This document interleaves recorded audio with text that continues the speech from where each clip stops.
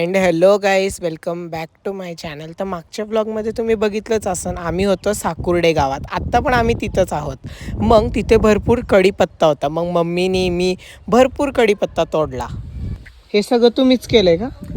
आम्ही बघतो फक्त सगळं, जिकडं तिकडं पाहायचं फक्त, कसं नियोजन करायचं. हो का?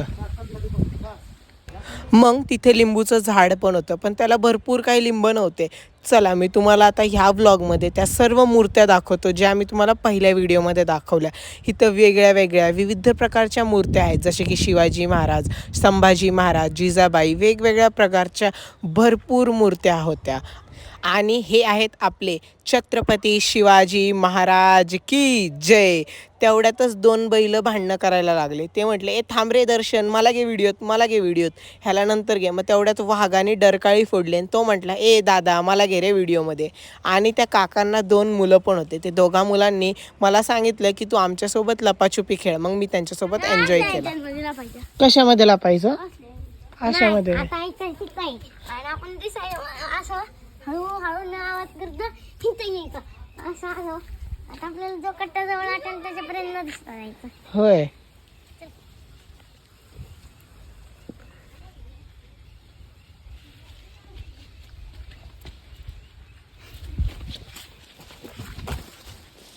नाव काय तेरा? मला आता कोणतरी दिसलंय गप्पे वाटतं. गप्पे. कृष्णा stop.